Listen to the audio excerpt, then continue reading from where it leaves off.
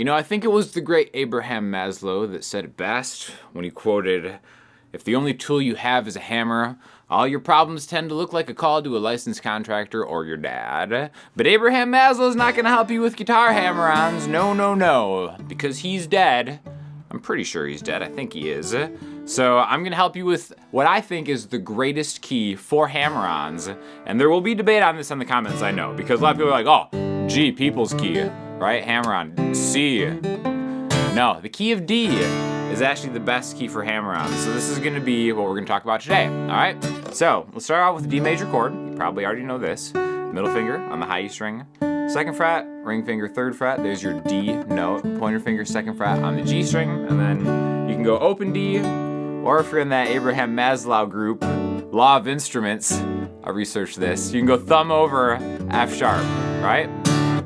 Now, the main thing that I want to talk about is how we can utilize, at first, the open E string to get these kind of cool hammer-ons into your chords, all right? So basically, any of the main chords in the key of D, we're going to go over all of them. We can use this open E hammer-on, and then maybe like a supplemental hammer-on on top, like that, right? Okay, so all I'm doing is I'm taking my middle finger off, and then I'm playing a finger, so I can play with a pick if you want. But I'm making sure there's room for that high E string, and then bringing that hammer on right there, Maslow style. Got it. Okay. So once you got that, now we'll try to work on like a double hammer on with your pinky. See, so we're getting that open 2, and then after that. Okay, so the chords here would technically be a D suspended 2, and a D suspended 4. You've probably heard this in a ton of different songs. Okay, but it's the other chords in the key of D. That's beginner stuff. This is where we're gonna get into the neck, where we're gonna do these voicings, which I think are really kind of underutilized in this key. As we go down the neck, really just on the highest 3 strings, okay? So this is the 1 chord in the key of D. Really quick, let's do a quick refresher on just the chords in the key of D.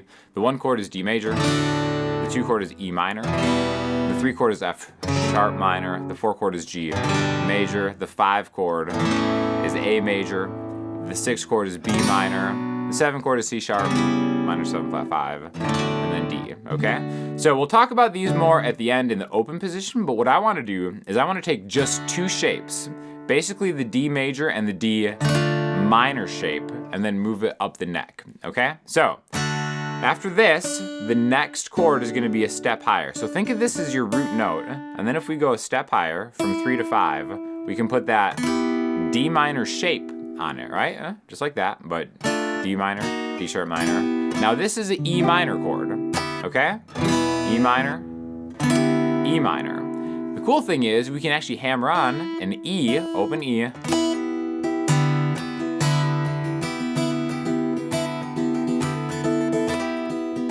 like that. See, so now I'm getting that open E, and I'm hammering onto that G on the 3rd fret. And then maybe after this I can inflect like that from 3 to 5.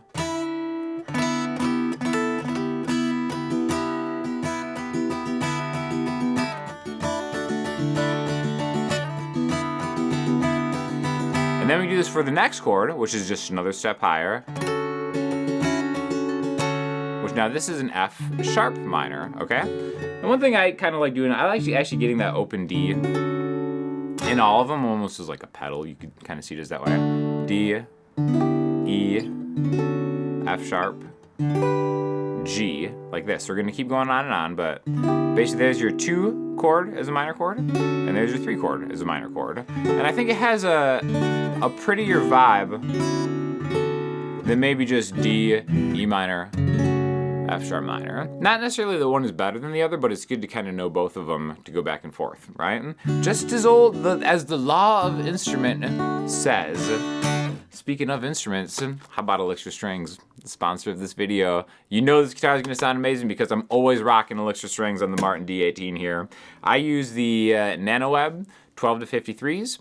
I just think that's like the best kind of compromise of playability and tone. Nice and full, perfect for hammer-ons, especially hammer-ons in pull-offs, when you get that kind of coated string in there, it's easier to catch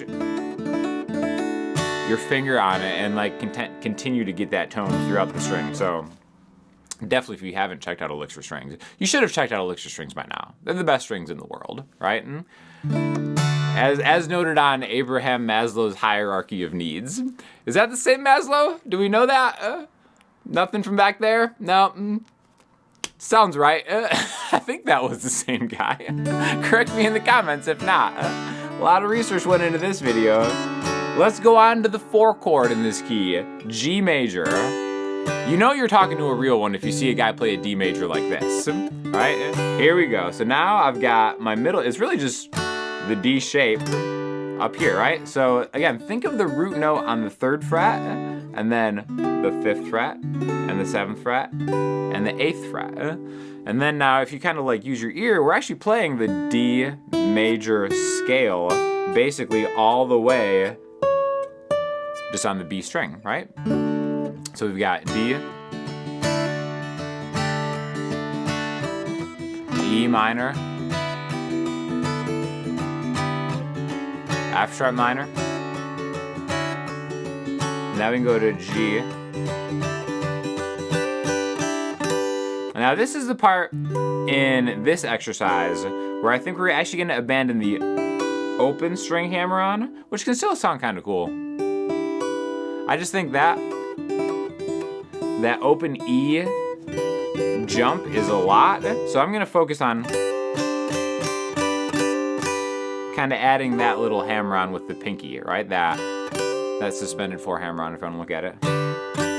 And then if we go to the A, we can kind of get up here. So the 4 chord, the 5 chord, the 4 chord, to the 5 chord, all right? And then we're gonna end it basically on what I'm gonna call the highest voicing that we're gonna do today on this particular exercise, the B minor right here, okay? So the reason that I think this is really good for hammer-ons is because we're just using 2 shapes. It's either the D major shape or the D minor shape, but just through the chord scale. But there are more reasons that D is the best key for hammering on. I think the number 1 reason is because if you're playing all the chords in open position, just open 2 is going to be on the board for fair game as any chord that you might want to do, right? That's literally the easiest scale you could possibly play. And even though it's like part of a scale, not technically the whole scale, this is in relation to a lot of videos I've been doing this month where we've been talking about how whenever you have a root note, like let's just do another key real quick. If you're in the key of G, if you go 2 frets higher, there's a step between every fret. So 5, 7, 5, 7, 5, 7, 5, 7, 5, 7, 5, 7 are all gonna be notes in the key of G, just starting there, right? So the other way to look at that is like, all right, if we're in the key of D, what's the second note in the key of D? It's an E. So in the key of D, all these notes are gonna be eligible to be hammer-ons or pull-offs. So that's really helpful in all of your chords, right? That's why, when we started here,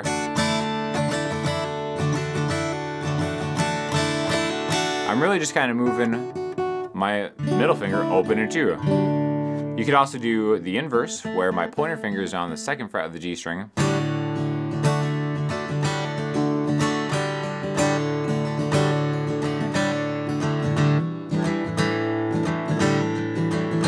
And now I just move my pointer finger from G to D.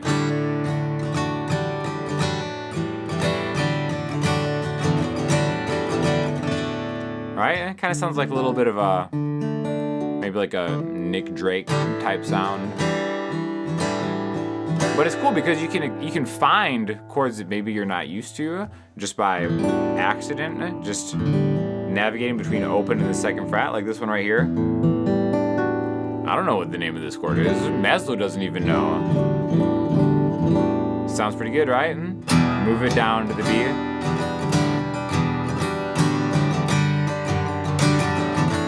And that's just all based around a D major shape. We can do this for all the chords. We can do this for A major.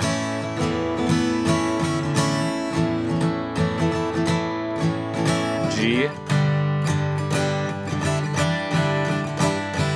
A, D.